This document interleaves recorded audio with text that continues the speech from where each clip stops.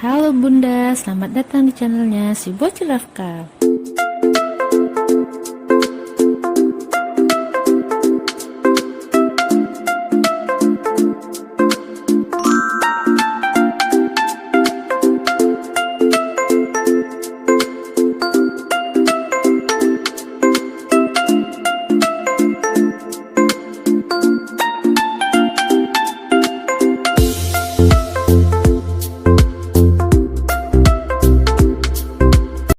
Halo Bunda, pada episode sebelumnya kita bahas tentang kehamilan lewat waktu.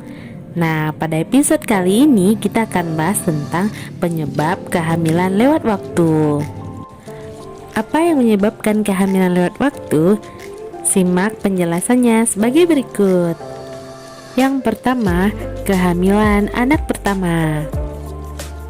Menurut penelitian, ada sekitar 80-83% ibu hamil pada kehamilan pertama berkemungkinan melahirkan lewat bulan atau hari perkiraan lahir. Hal ini diduga karena pengaruh stres dan hormon yang menyebabkan ibu terlambat melahirkan dari waktu yang diperkirakan. Yang kedua, kegemukan yang berlebihan atau obesitas. Bila berat badan berlebihan ketika hamil, maka dapat menyebabkan melahirkan lewat bulan atau lambat dari hari perkiraan lahir.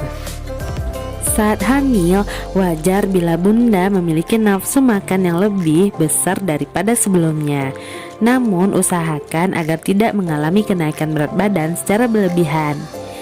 Ibu hamil yang mengalami obesitas rentan mengalami kelainan termasuk terlambat waktu persalinan. Jadi, tetaplah jaga porsi makan yang dikonsumsi dan perbanyak makanan sehat yang bernutrisi seperti sayuran dan buah-buahan. Yang ketiga, penghitungan usia kehamilan tidak tepat. Penghitungan usia kehamilan yang tidak tepat sering terjadi pada kehamilan. Bunda tidak mengetahui dengan pasti kapan masa haid yang pertama dan yang terakhir, entah mungkin ragu atau lupa, sehingga Bunda keliru memperkirakan waktu persalinan. Ada banyak alasan mengapa penghitungan usia kehamilan tidak tepat. Mulai dari periode menstruasi tidak teratur, ibu hamil tidak menguraikan semua informasi terkait menstruasi secara rinci dan tepat pada dokter atau bidan, hingga salah mengenal tanda-tanda awal kehamilan. Yang keempat, posisi janin dalam rahim. Posisi janin dalam rahim juga dapat menyebabkan kehamilan lewat waktu.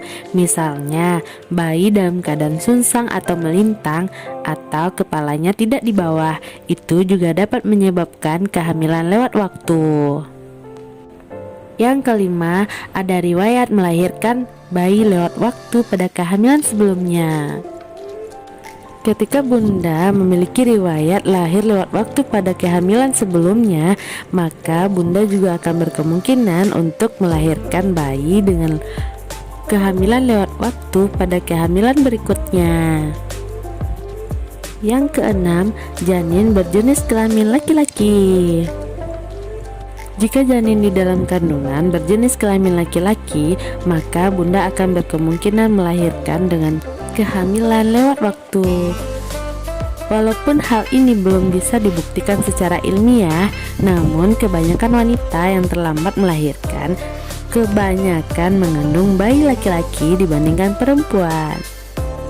Yang ketujuh, kelainan pada janin.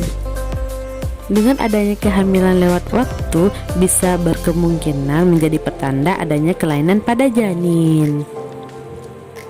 Ada banyak kelainan pada janin ketika berada di dalam kandungan. Beberapa dari kelainan tersebut tidak bisa dideteksi sejak dini. Bahkan umumnya dokter baru mengetahui setelah bayi akan lahir nantinya. Nah, itulah beberapa penyebab kehamilan lewat waktu. Setelah melewati usia kehamilan 40 minggu, umumnya dokter atau bidan akan melakukan beberapa prosedur guna memastikan kondisi kesehatan Bunda dan janin, seperti NST dan BPP. Dalam prosedur NST, detak jantung bayi akan diukur dan dipantau selama 20-40 menit.